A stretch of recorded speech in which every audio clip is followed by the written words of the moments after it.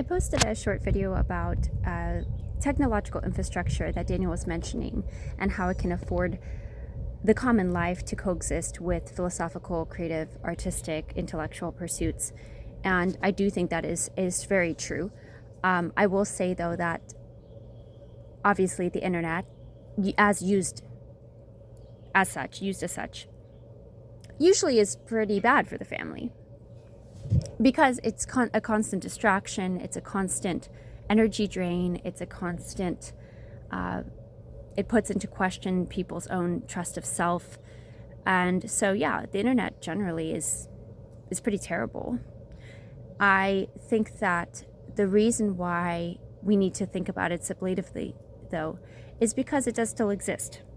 And, unless we're going to be separatist, we do exist in the dialectic with the internet. And so we have to be discerning and wise about how to use it in ways that can actually be beneficial. And if people could use the internet to not just binge watch stuff, not just consume on like our base impulses, right? Then you could use it for what Javier and Thomas and I talk about as geopaedic relations. You can use it for being able to have actual conversation and develop the capacity to listen and be attentive and really hear another person. So it could be used as a tool for our psychological age, if you will, because we don't have as many tasks that consume our time like we used to.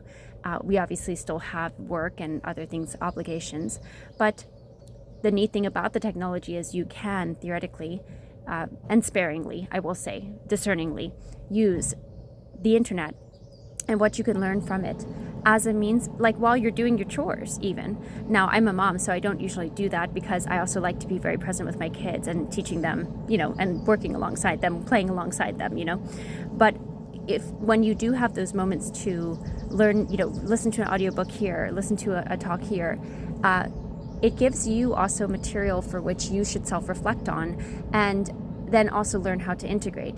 And yeah, the big problem is that people are taking in so much and doing so little with it. And that's what Megan Seeking Genuine so beautifully described and so importantly described in her video on YouTube, which I highly recommend to go check out. Thank you, Balanced Being. So yeah, I guess what I want to say is that the internet, it's more to be a bit provocative in the sense that, yeah, to say the internet can be good for family is sort of not something I agree with initially on the surface of that, because it isn't good for the family. In some ways, it's devastating for the family.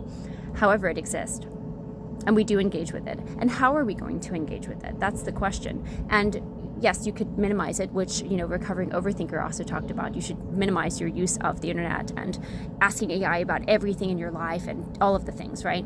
Minimize that, yes. And could there be a way to use the internet in very, very specific ways that allow you to actually develop those inner capacities that recovering overthinker talked about in his recent post, maybe yesterday or the day before? Can you use the internet in ways that actually allow you to grow as an individual and extend your humanity, not replace it, to kind of speak to Illich? If you don't think it can, then you really shouldn't be using it at all. You should not. But if you think that it has the capacity to do so, first of all, that's just a new idea that maybe people have never thought about. But we don't want to do this thing where we constantly talk about how horrible it is and how much it takes people away from their families, and then all while we use it, all while we're addicted to it. So again, there's a sublative way in which we need to engage with the internet if we're going to use it. And if you don't use it, all power to you. Like, very much respect for that. But again, if you're going to use it, then how are you going to use it? Can you use it selectively to actually make your life and make the lives around you, make the lives of those around you better? Can you do that? How can you do that? Because it does afford a unique opportunity for encountering difference, for engaging in articulation of ideas, and for learning about things that you may never learn about elsewhere, because a lot of times those, when you get single sources of information, you are not going to get the stuff on the periphery. You're not going to get the nuance. However, you can get into a place where I have found myself too, where you just get consumed by the information and paralyzed and paranoid about it. paralyzed and paranoid. Often you can find yourself in that space if you are, learning things you never thought about before and never thought could even possibly be true. So anyways, what I mean to say is that the internet, is it good for families generally? No. Can it be good for families? How could it be good for a marriage specifically? I'm just thinking off the top of my head. Because it could actually challenge you to learn beyond yourself, to learn how to listen, to learn how to, like, think of it like it going to the gym. Like you use it for a very specific time. You're not at the gym the whole day. You go to the gym for a certain amount of time a day, maybe every other day or whatever your routine is. And you use that time, that very, very intentional, specific time, to cultivate your awareness, your attention, your capacity to learn beyond what you've said is education, or what everybody else says is education. So, yes, can it be a good thing? It can be an amazing thing. Can it afford relations that you otherwise would have never had? Yes, it can actually afford incredible friendships that are brought together by virtue and by mutual, not only mutual good, which is sort of a more base friendship, but the virtuous kind, which Thomas Jockin talks so well about, where it's actually cultivating the beauty in one another and being able to witness that. So it can do that. It actually can do that.